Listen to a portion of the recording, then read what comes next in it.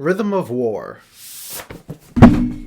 Oh, that one hurt. This is the fourth and, as of now, latest book in the Stormlight Archive, and after about 1,200 pages, I am finally done. I am finally caught up to the Stormlight Archive, which, as you know, is a series that I have been absolutely loving up to this point. So how did the penultimate installment of its first arc live up to the others? So again, no major spoilers, but like at this point, some of the stuff I'll be talking about, just in the synopsis, does inadvertently spoil some of the other books, just, characters who are still alive, what some of them are doing. So keep that in mind, but if you're not caught up to the series and you're just watching to see, how I think the series is doing 4 books in, I'm gonna try my best not to ruin it for anyone. So once again, we are following our lovable cast of mentally ill characters on Roshar, as their ongoing war with the Parshmen continues. Now with much higher stakes after revelations that happened in the previous book. And kind of going back to the way it was in The Way of Kings, a lot of our main characters are sort of separated once again. We have Kaladin going back to his hometown to defend it from an invasion, though his depression is starting to become quite an issue and he actually gets benched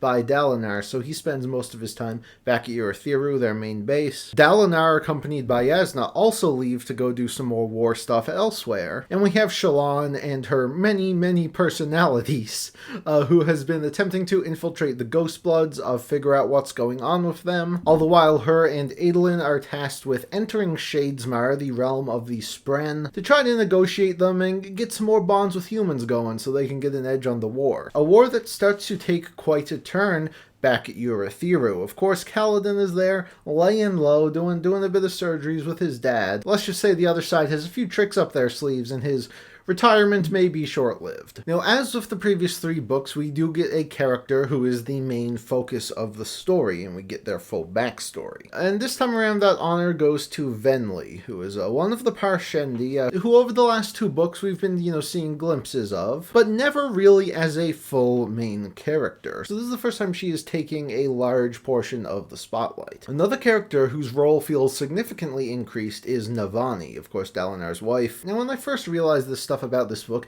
I couldn't help but feel a bit disappointed, because of course we just came off Oathbringer, in which Dalinar becomes one of the best characters ever. And while he still does have a role to play and some great moments in Rhythm of War, he's not nearly in it as much as the other ones. And it's sort of being replaced by Venli, who is a character that we have not spent a ton of time with, and I was definitely not as connected to her as I was the other 3. To the point where it honestly felt weird that of all the characters that need backstories, we're doing Venli now? Like, what? Okay. Thankfully, though, after reading this book, I do care about Venli. I think she's a really great character. And having her backstory deal with, the initial talks that were held between her people and the Alethi, and even just spending more time with the home of the Parshmen, it really added to the already excellent world building on Roshar, and gives us more insight into how this whole conflict got started in the first place. Now, I was already excited for more Navani, but Holy Mother of God, if she's not one of the best characters here. She has always been a good character, but I think this sort of elevation to more of a main character status really shows us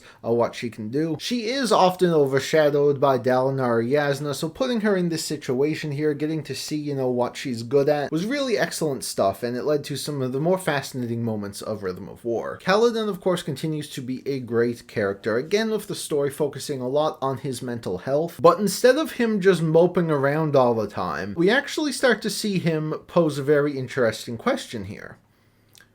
How can I fix it? I really like how the characters are starting to look at what issues they have and, try to actually make sense of them. And we finally start to explore the idea that maybe there is hope for these people. Now, in a lot of ways, I think people will be able to relate to Kaladin's experience in this book, especially through his relationship with his father, which I thought was very well done, hard-hitting. Like I said, I think a lot of people will be able to see themselves in Kaladin here. Just the struggle you can have when people who are or close to you don't really understand what you're going through. And that was easily one of the highlights of the book for me. Shallan's plotline was also pretty interesting. She is of course dealing again with all the different voices inside of her head, and dealing with the Ghost Bloods and therefore the Greater Cosmere, of which there's a lot of stuff in this one. Like, if you're someone who really loves all the extended universe stuff, you're gonna have a good time here, because there's a lot of juice here. Maybe not as much as the Lost Metal, but there's some juicy stuff in here, let me tell you. Of course, she is also accompanied by Adolin as they are journeying through Shadesmar, and this book gives us our biggest look at Shadesmar yet, again adding another layer of excellent world building to the mix. The Spren in this world are very unique, and I really liked seeing, how differently they present themselves in their homeworld. And of course, there are a plethora of other point of view characters. Taravangian and Szeth continue to be standouts. I enjoyed a lot of the stuff Sanderson did with a lot of the Bridge 4 members here, especially Verlaine. And wouldn't you know it, I finally cared about Lift. Oh my god.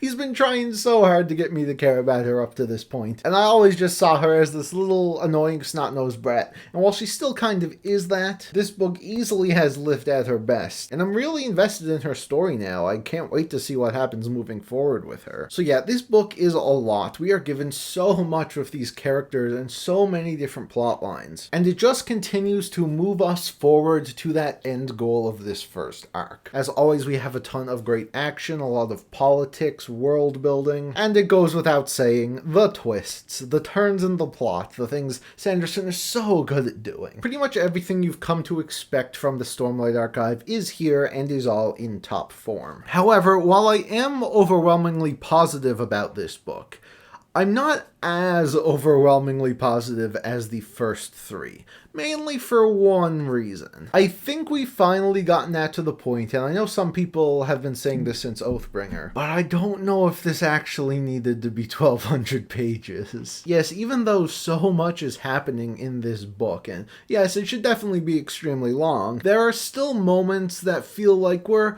meandering just a little bit. Like, I don't know if Shallan and Adolin had to be in Shadesmar for that long. I don't know if we needed to go this in-depth on Venli's backstory. When the pacing, it's great. It's great, specifically like the first section of this book and of course the last section. It is non-stop fire and I could not stop. But going from those segments to the slower stuff, it was starting to feel a bit more monotonous than usual. I think some of these issues come a bit from the structure of this book. It doesn't really feel like it's super well balanced with all of these plot lines going on. Like, we could end on the cliffhanger with these one characters and then not come back to them for hundreds and hundreds of pages. Where I think, it could have been chopped up and spread out a little bit better. And while I did enjoy Venli's backstory, I didn't think it reached the heights of the previous three at all. And part of that might just be because Sanderson waited so long to give Venli all this development. And because we don't have this attachment to Venli like we did the other characters when we got their backstories, again, while I was enjoying her chapters,